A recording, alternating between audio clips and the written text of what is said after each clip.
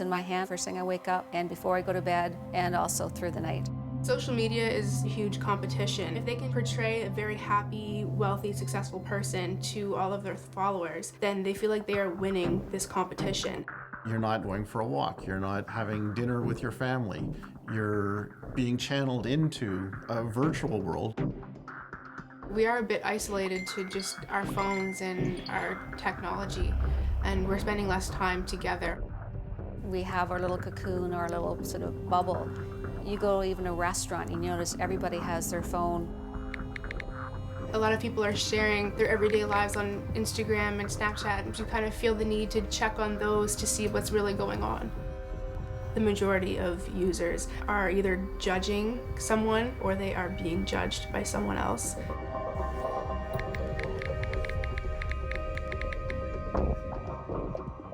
The impact it's having on our mental health is crazy. You don't have any escape anymore now that there's social media, and so they're just being tormented 24/7, and I don't think anyone wants to grow up like that. I think the developers of Facebook didn't envision how widespread the success would be, but they did know one thing, they did know the value of data. Data mining has had a huge influence in politics for the last 10 or 15 years. The data mining has been very effective, but society is reacting now back against the data mining.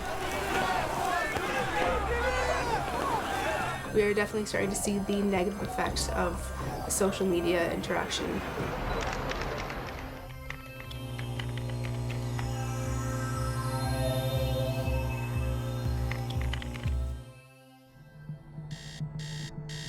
When you wake in the morning, do you reach for your phone?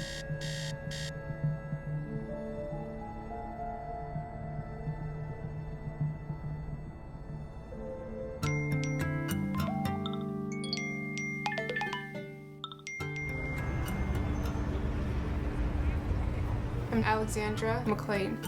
When I wake up, unfortunately, I do go right on to Snapchat to check my memories. I'm on Instagram, Snapchat, Facebook for about 3 or 4 hours total. I mean, that might actually be a lot. The mental health issues have risen. There's also a lot more social media apps and things like that now, so I definitely think that those are related. Everyone who is getting on social media now are usually even younger, and they're starting younger, so when they log on to social media now, and their self-esteem is just getting shot down from the beginning, and they don't even have a chance to be comfortable with themselves.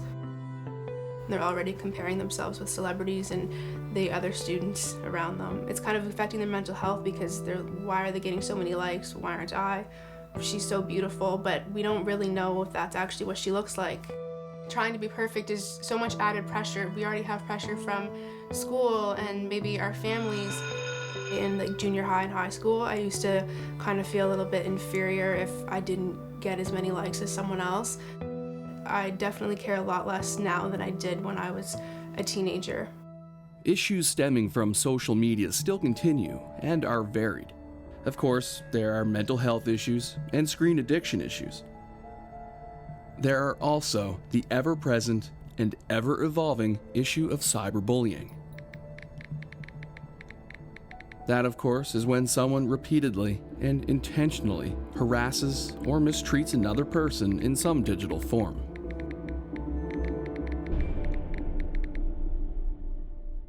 I have been bullied online, actually. When I was in junior high, a group of guys formed a group chat, and they added me in it. I grew up in a predominantly Caucasian neighborhood, and so there weren't very many black students at my school. And so everyone had kind of pin straight hair and would send pictures of themselves kind of wearing clothes that looked like something I would wear, or trying to make themselves have curly seaweed-like hair. And they just kind of bullied me for about a week in that group chat. Now you have to worry about being bullied or made fun of from the comfort of your own home or wherever you may be. You don't have to be at school from 9 to 3. Check your phone and someone could be making fun of you, and that's just, you don't have any escape anymore now that there's social media, and so they're just being tormented 24/7, and I don't think anyone wants to grow up like that.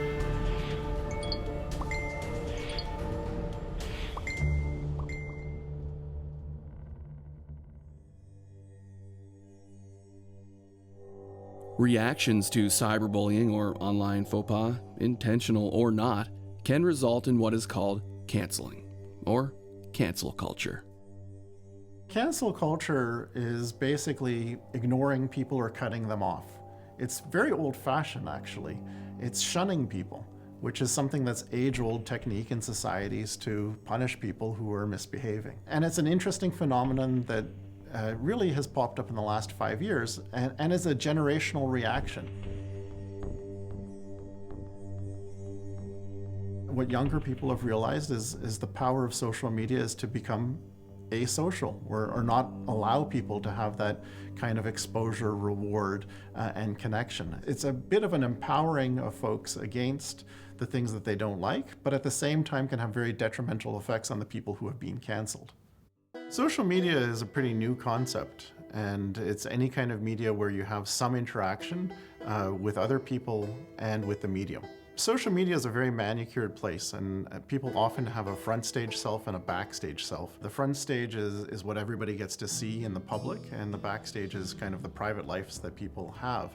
And over time, I think young people who grew up with social media realize that it's a public venue and are very much manicured in how they engage that venue. It's like Twitter, which is a text-based medium. Most people who are using it are trying to, again, present an image of who they want to be, not necessarily giving the full picture of who they are. And even another medium like Facebook. One of the criticisms of Facebook is that people only talk about their celebrations, all the good things, never the mundane things of their daily life. So definitely in social media, there is usually a presentation of this idealized person. You see this with YouTube stars, that eventually people get tired, dressing up every day, looking sparkly, saying the right thing, being witty all the time. None of us are these things.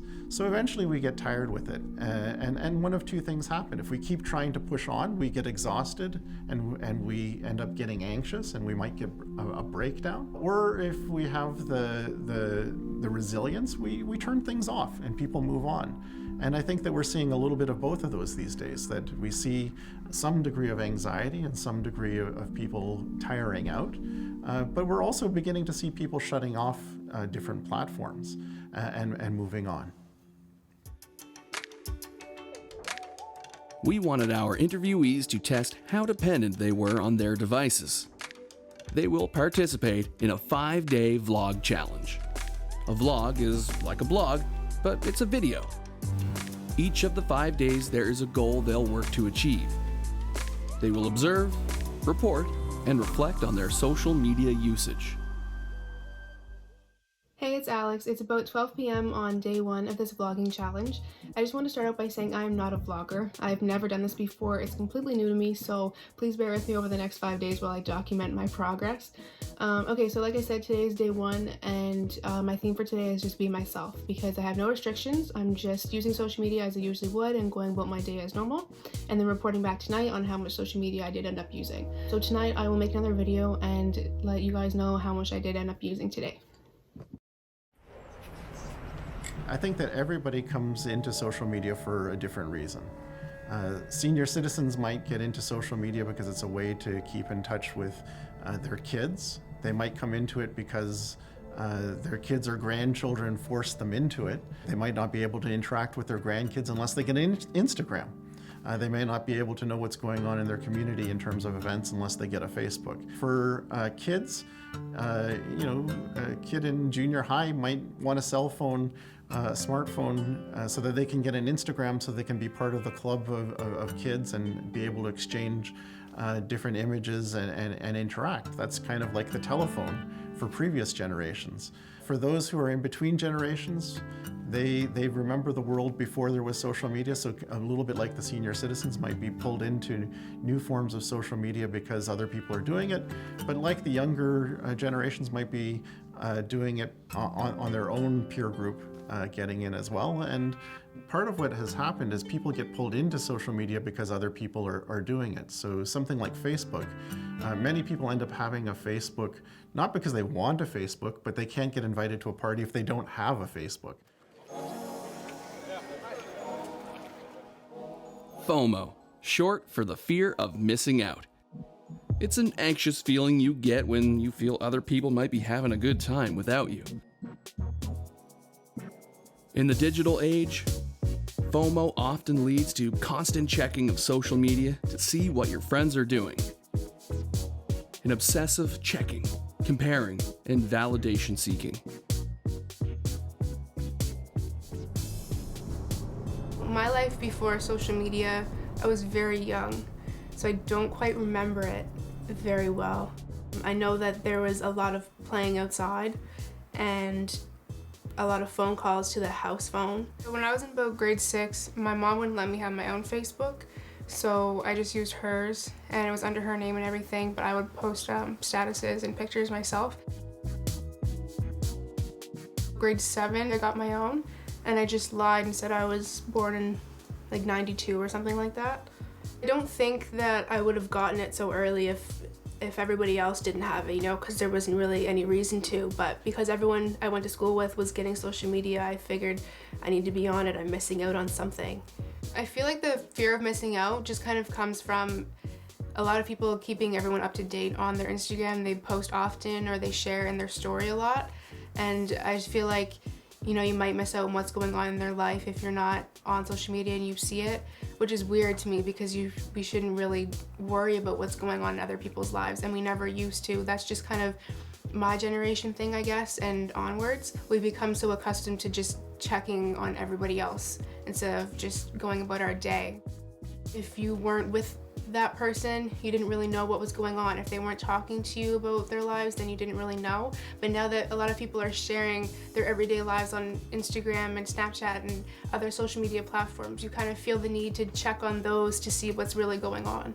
But we have to remember that whatever they're sharing is probably not accurate with their true lives. Social media, like all media, are used and are popular because they meet some function of our human needs. Humans are by nature social beings. We like to be around other people, we like to be in groups. And social media allowed us to constantly be plugged into other groups. It allows us to be with our friends, even if we're in far distances. It allows us to navigate that element of life. We all have friends probably or family who don't live in the same province or country, and so it's great for communication with people around the world, but at the same time I feel like we are definitely using our platforms for more social interaction than we are face-to-face. So we are a bit isolated to just our phones and our technology, and we're spending less time together, I think. In some ways, it's made us connected in ways that we've never been connected. It's allowed people in rural areas to connect to people in urban areas. It's allowed people who may feel marginalized to have shelter and connection, as might be the case for LGBTQ youth in a rural area. But at the same time, it's also made connections for other marginalized people who might be xenophobic, who might have extreme views. And in that sense, it's a bit of a balancing act. We're not really as confident. I don't think we kind of are missing the tools we need to interact with people face to face. We are definitely starting to see the negative effects of the social media interaction.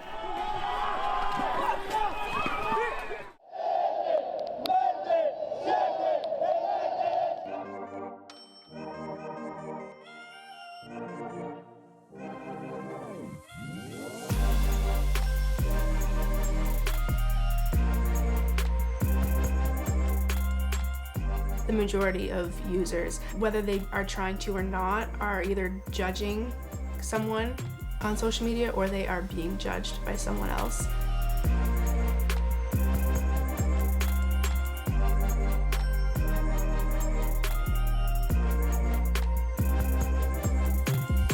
In the past, we could just go to school and you had to worry about how your hair looked and what your outfit was like for that day and just looking good at school. But now, because we have to look good in the picture that we post and making sure that we look good at all times, and so there's just more ways of competing with each other than just in person.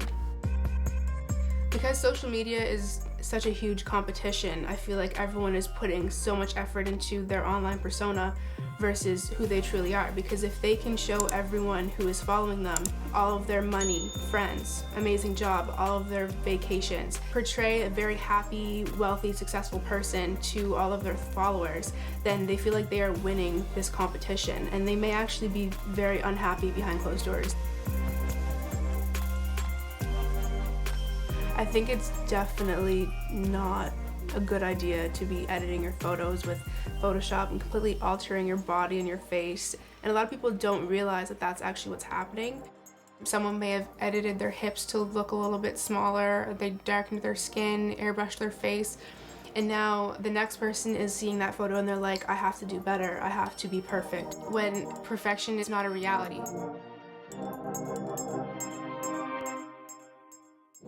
When I think of Facebook now, I kind of think towards maybe 40 or 50 and up. They have more free time on their hands as well, probably retired. I think this challenge would be kind of hard for them.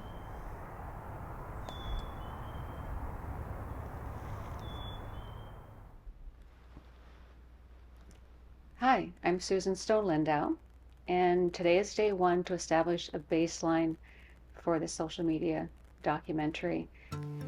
I've been using social media, as far as I know, for the last 15 years. I use social media on a daily basis. So it's in my phone, in my hand, like I said, the first thing I wake up, and before I go to bed, and also through the night. Sites I tend to use are things like Facebook, LinkedIn, Instagram, TikTok. Followers, I probably have 200 on Facebook, and on LinkedIn I probably have 1,000. And the question is, how well do you really know really any of them? My first thoughts of social media were, a bit of trepidation. Just like you'd hear people that would meet somebody online through social media, and they were very negative at first, and I didn't see it as a tool. But as I became more comfortable with it, and I saw a lot of good that it could do, then my use actually increased exponentially. And I must admit that's actually how I met my husband. I would say the very first, of course, was Facebook. I joined it to watch what my children were doing, just to make sure that they were safe, but also to connect with my friends. Instead of asking them how they were, I checked them out on social media. You do wonder sort of if you're missing out. You can do stories where people will chronicle their day, and I find I'm watching that, but I'm thinking to myself, what am I doing with my day? It's become so ingrained that I don't realize that I'm doing certain things when I am doing them. If you were to take it away tomorrow, I would be going through withdrawal. When cell phones were coming out, Blackberries, they called them crackberries for a reason. Looking forward to seeing what the next 5 days will bring, with today being full-on use, no holds barred, followed by tomorrow, which will be a 50% pullback on my utilization of social media, and the interesting 2 days going cold turkey and pulling back completely. I'm interested to see how the next 5 days will go.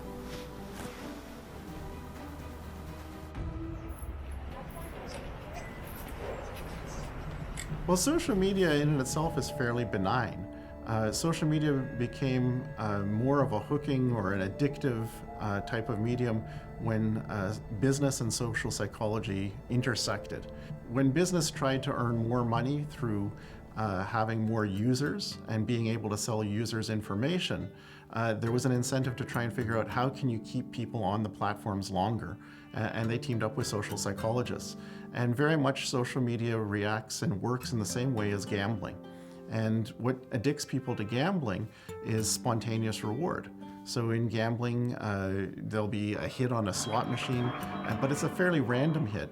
There'll be bells and lights, and it'll be very exciting, and people get primed to try and get that kind of hit. In social media, the equivalent of this is a like, or the converse, not being liked or not getting an attention, not getting a retweet. And so this is the kind of ebb and flow that happens in terms of the spontaneous reward of social media. And this is what gets people really into these kind of silos. On Instagram, we have the Explore page where they filter the content to kind of tailor to the person who's using Instagram. And so my Explore page has a lot of basketball videos and pictures, rappers and singers, and also a lot of kind of hair videos, you know, like braiding and just like new hairstyles and stuff like that. So if I go on the Explore page, I tend to find myself like scrolling for quite a while just because I've gotten into all this basketball content or all these cool hair videos, and that definitely is when I end up scrolling. It's a hard question to answer. Do we control or does it control us? It's kind of like a trees versus the forest kind of question. To me, I think it's really important to always remember that social media is just another medium. And when you think about mediums, Marshall McLuhan had a great take on this, which is a medium is simply an extension of our senses as a human. And so long as it's a tool that we can use that helps us better our lives and we see a need to be more human through it, well, then we're going to continue to use that social media. Does that control us? Well, in the famous Marshall McLuhan quote, "The medium is the message," what he was basically saying is that there's a structure around the affordances that different mediums give us that will shape how we interact with it. But whether we continue to interact within those affordances or we break them and try and invent something else, really is a matter of how well it actually meets our needs. My children were in their early teens when they got involved in social media. My first reaction when I knew they were on social media was I was horrified. Who were they talking to? What were they talking about? And I was worried about the security aspect of it, and also I was worried about the time aspect of it.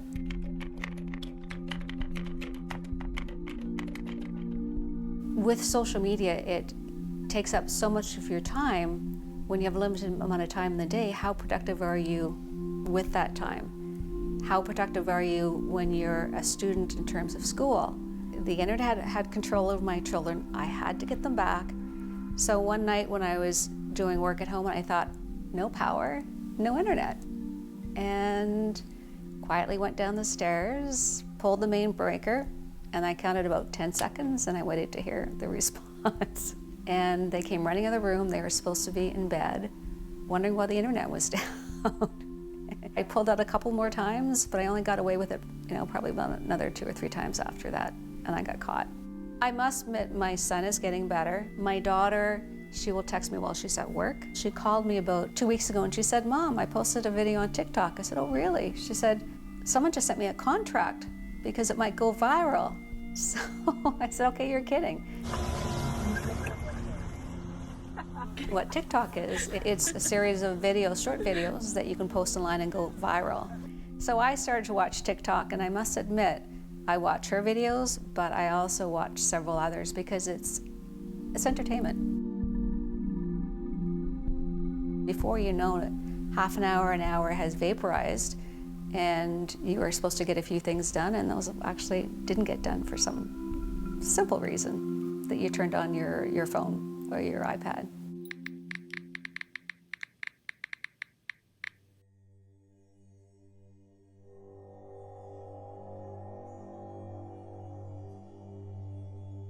A lot of girls that I've talked to, and myself included, have received Instagram DMs from, we don't even know if they actually are an older man or younger man, but the picture will be of an older man, and they'll send you messages asking if you want to be their sugar baby and will offer to pay you a lot of money to spend time with them. I don't know any girl who hasn't had it happen to. I've never responded, I just delete the conversation, but it's unwarranted, it's uncalled for, and it's kind of creepy because you don't know how they found your account, you don't know who they are, you don't know where they live, and they just send you a message and say, "Hey, like, you're beautiful, I'll pay you to spend time with me."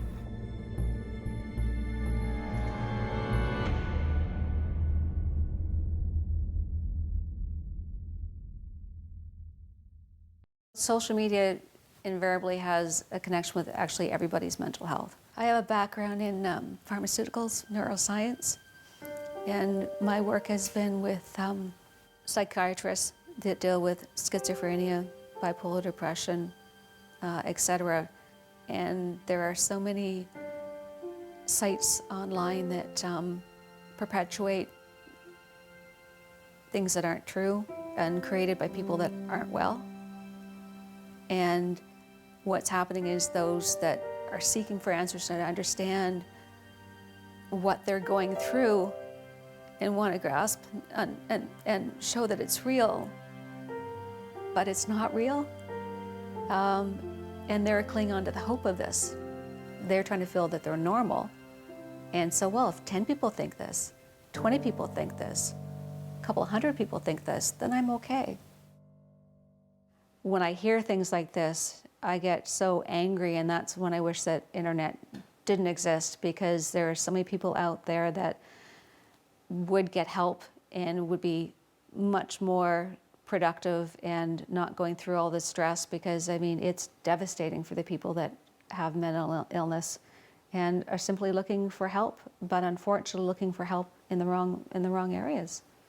I guess on a good note is, even those with mental illness, those that are crying for help, somebody out there will hear them. So if you can prevent somebody from committing suicide, look for the signs that there's an issue and reach them. I mean, we can reach people now like we've never ever been able to reach, and hopefully save lives. On one hand, it creates a stress with social media for some of the individuals that are more prone to suicide.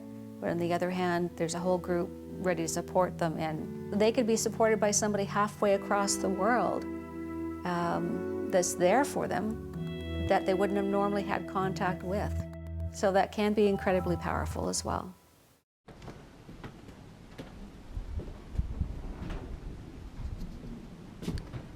Day 2. My approach today is going to be as busy as possible. And in a way, I'm looking forward to today, looking forward to being in the moment, and also looking forward to seeing if there's improvement in terms of my productivity and my interaction with others. I think it's undeniable that social media has isolated us. We have our little cocoon, our little sort of bubble. You go even a restaurant, and you notice everybody's in the little world. Everybody has their phone, either texting or social media. And case in point, how many of us actually have been in a house with other people, and rather than going to talk to them, we'll actually text them? I've done that with my children as well.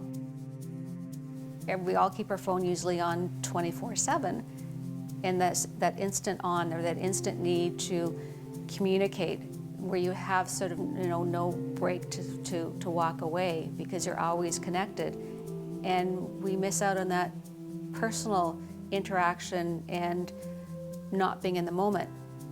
I use an iPad, laptop, my phone, and my daughter made a comment. This was quite some time ago, and she said, "Mom," she said, "we need to spend time together."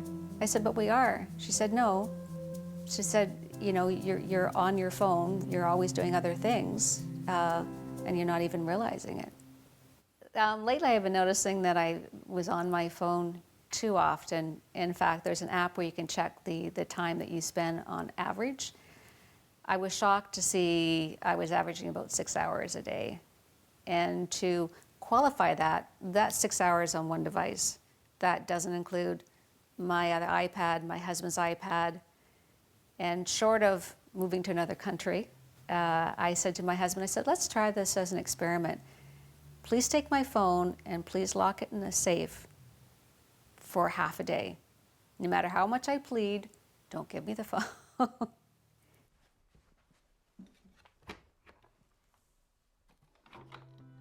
I could visualize the phone sitting in the safe, wondering who was calling, who might be sending a text, the Facebook messages I might have that I couldn't respond to.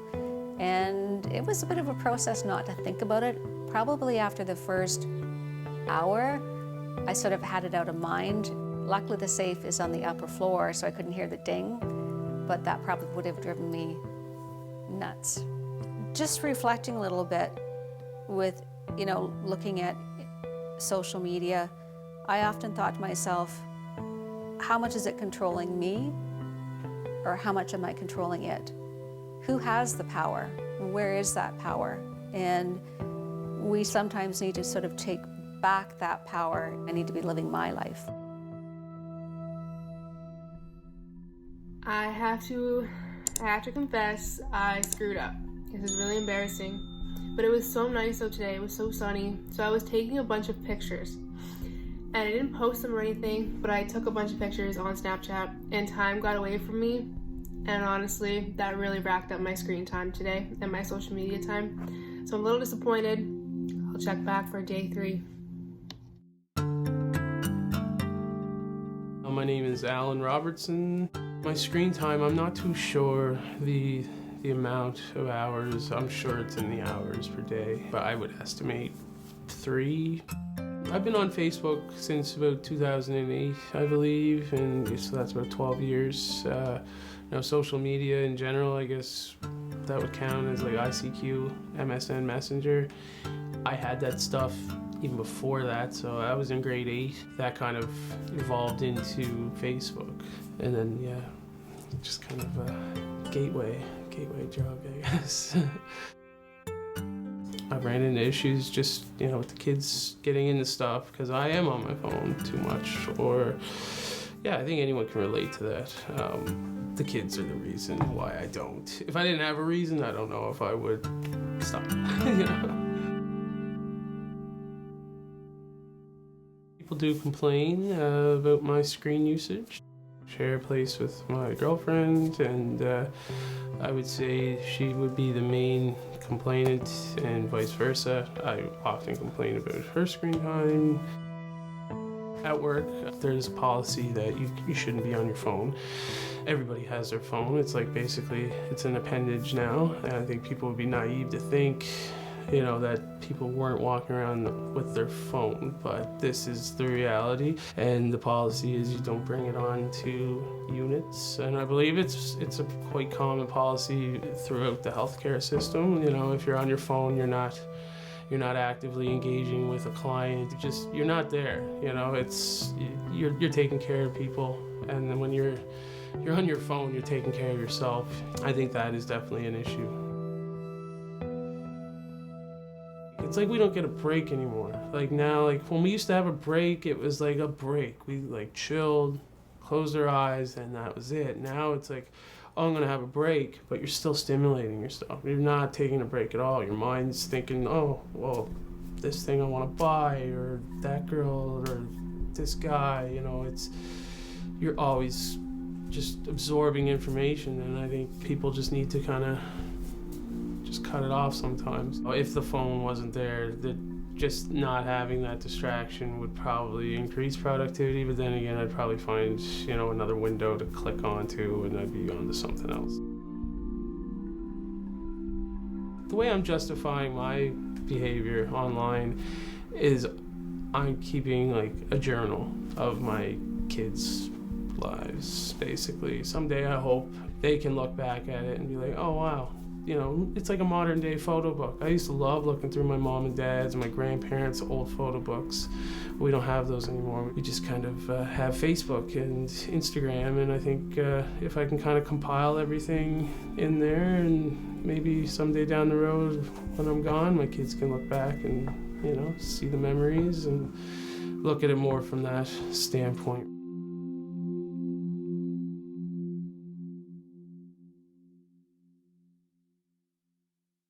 The biggest difference this morning for me was not checking my Snapchat memories, because usually in the morning that's what I'll do, and obviously I couldn't do that this morning. I'll see you guys later. Hey, it's Alex again. It is almost 10 p.m. on day 3 of this challenge, day 1 of cold turkey, and my theme for today was work, and that's exactly what I did. I got a lot of homework done today. I didn't really feel the need to use social media, which was great. It was a successful day, I gotta say. So my overall screen time was about 39 minutes, and there are no traces of Snapchat, Instagram, Facebook, any social media on there. So today was definitely a win, and I'm ready. I think I can do this. Bring on day 2. When I was first considering joining, privacy was something that I really grappled with, wondering where my information would be used, who would see it. I think the younger generation worries less about that. And as they get a little bit older and utilize Facebook, they're starting to realize too that that leaves a footprint. And that's a footprint that you can't erase, as you know. So anything that you put online is available even if you delete it. With big data, my biggest concern is the role that it can play in habituating people. And I think that so far a lot of people who talk about the role of big data as it intersects with social media, the internet, and other technology, they focus on the obvious, which is privacy issues, issues around what information is gathered, what information is given. But the bigger concern is not so much surveillance of our private information, but it's the habituating of people through that information. In the past, people would have said, if it's free, you're the commodity. Well, now not only is it free, you're the commodity, but you're the commodity who's going to be primed and conditioned. In terms of a free market, that means priming you for buying junk, but it can also be used in more authoritarian ways to make people passive, not question issues, and to basically change their social behaviors. And so that's one of my concerns around big data, is that it allows people to get habituated into other kinds of trends. People abuse power, and I think it's just kind of one of those things. It needs to be governed and regulated, and I don't think they should just be able to access it without your permission. Regulation is a hard one to pin down, in part because technology is changing at such a quick pace. There's been a digital charter that's been brought in Canada. The industry itself has been trying to self-regulate, which you often see in media industries. Television did that by bringing in the broadcast standards. The interesting question to also ask is, if governments don't respond or states don't respond quick enough to social media, what role will they play? And I think at this stage, authoritarian states have seen the power of social media earlier than democratic states. And you see states like China, for instance, that have brought in their own platforms like Weibo or WeChat that habituate citizens. So it's no longer a matter of authoritarian states monitoring citizens, it's actually habituating citizens through the very tools that we have. So things that are Chinese versions of Twitter and Facebook, which use likes, use rewards, use that not only in terms of the symbolic, but actual social credit that gives people discounts and changes their life and practice.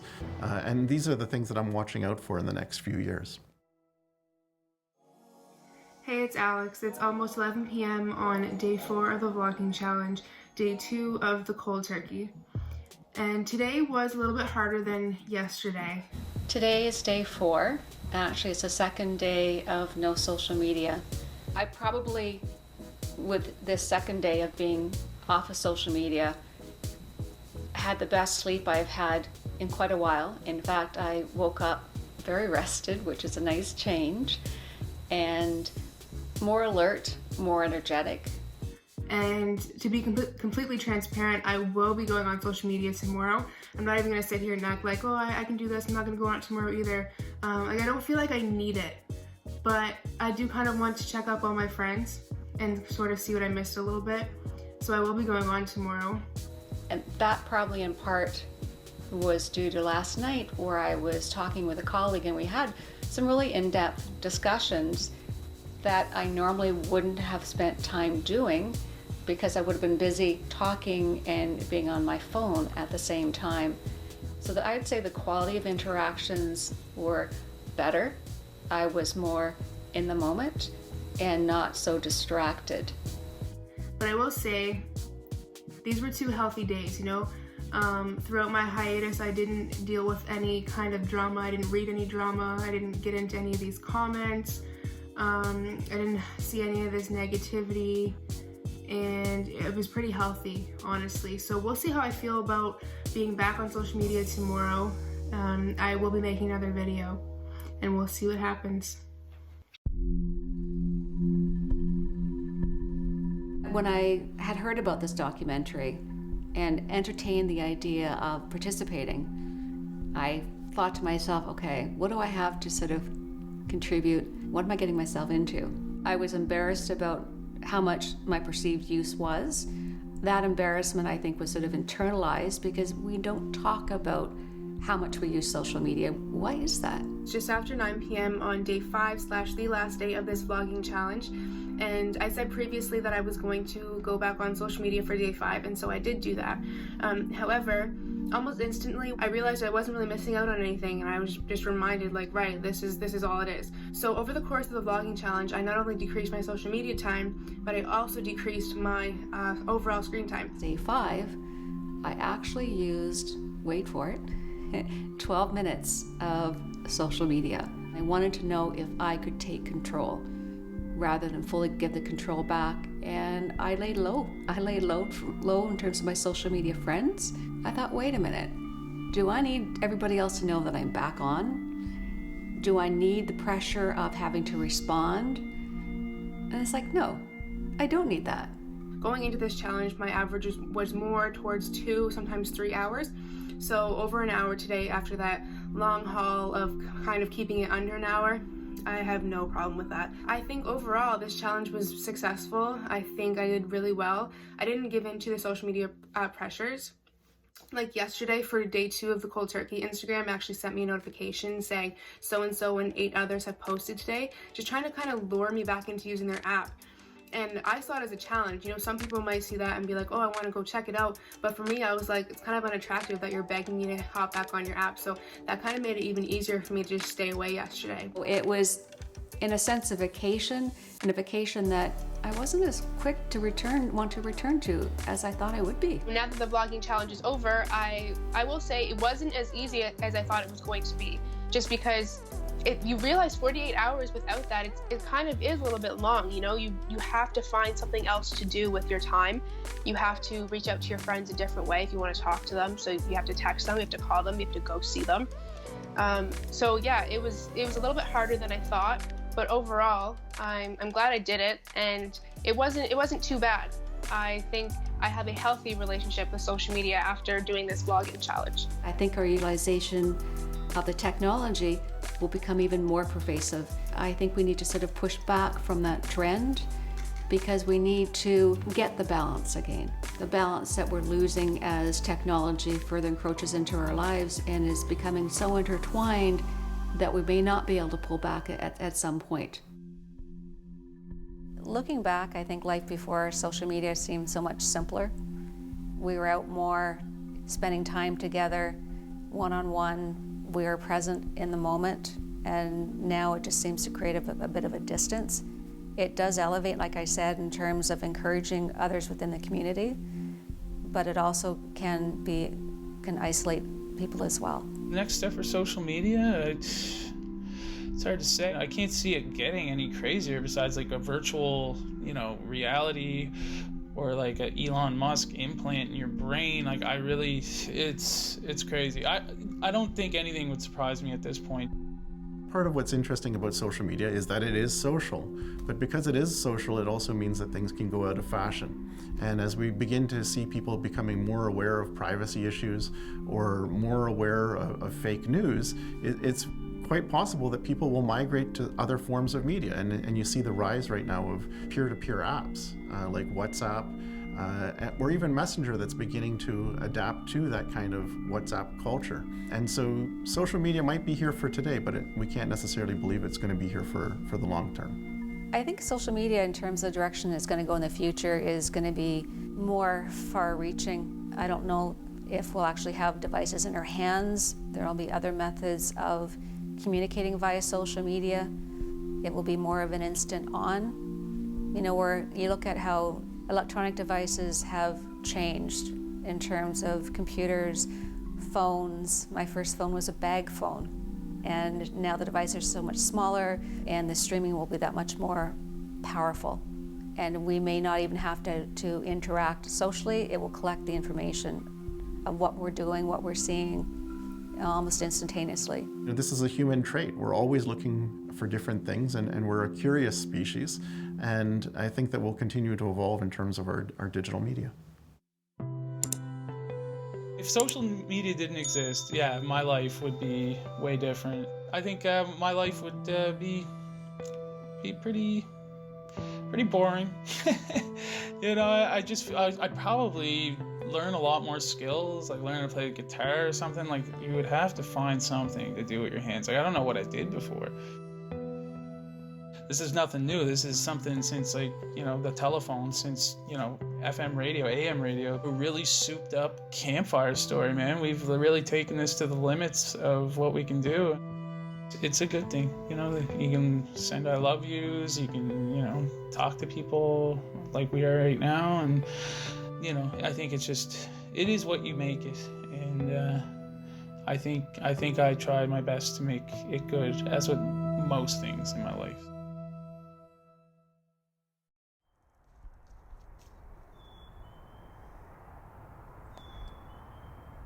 I think we really need to take stock and do it on our own volition.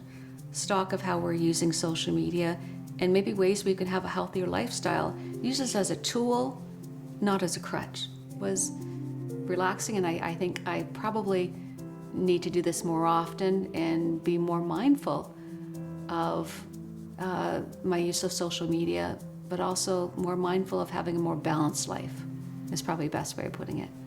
As an exercise, I spent time, probably too much time, because you see there's quite a few of these sea glass pieces that I had made into pendants. But this is a creative time I think is really valuable, that we don't put our phones down and do things that are tactile, that we know we touch and is stimulating. This is much more rewarding than being on social media. There are benefits to that, but we lose out on simple things that really matter most. Because we're living in a digital world, things are very complex, that we need to step back sometimes and enjoy the simple things in life.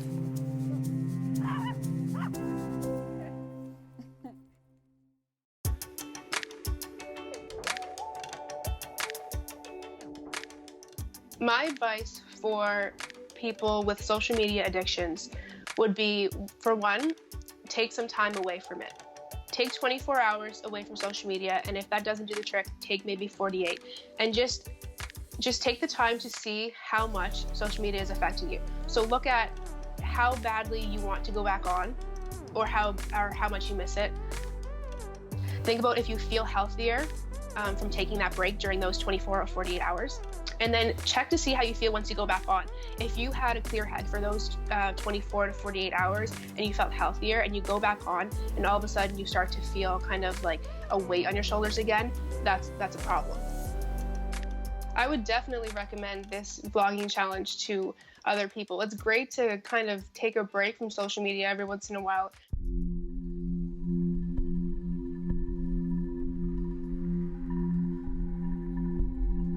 If you do have an addiction to your social media, I think this cleanse will definitely bring it out. You will notice it, because in those 2 days, you'll be itching to get on your social media, and you'll realize how much you rely on it. In the morning, I find I use my Snapchat memories to wake me up. It's a nice little like kind of blast from the past, and I just go on there, I use those, and it kind of wakes me up in the morning, and then I get ready for my day. So I realized that without doing that, I have to find a different way to wake myself up. And I'm like, I really need social media to wake me up in the morning. So you realize how much social media is affecting you, and whether you actually are addicted or if you can stay off of it. As far as kind of healing your addiction, kind of solving the problem, I don't think so, just because it's not a long enough cleanse. Also, if you have a social media addiction, I would say, why? Kind of question yourself why it is that you are addicted to a or several platforms. Because if you are addicted to it because you are kind of checking up on people, whether they're celebrities or people you know, and you want to be like them, and that's why you keep going on these social media apps to kind of compete and to compare and to try to better yourself in a way, by actually kind of causing harm. Just always remember, you need to draw the line between, I want to be like her, I want her hair, I want her life, I want her family. You need to draw the line between that and kind of admiring from afar, because what we see on social media is oftentimes it's not a reality. If you are on social media for these reasons, you have to remember that it's probably not 100% accurate, you know? You need to be comfortable with yourself. And it took me a while to be comfortable with myself. When I was in high school, I was definitely not as confident about myself as I am now. And even now, though, I definitely find myself kind of comparing for a second, and then I have to remember, like, but what is it really like behind the scenes, right? So just try to be comfortable with yourself. Like I said, there's so much negativity and there's so much judgment, you know, and we can just kind of, if you take a step back, even just for a day or two, you realize, like, you kind of notice how much healthier you feel. You're not judging anybody.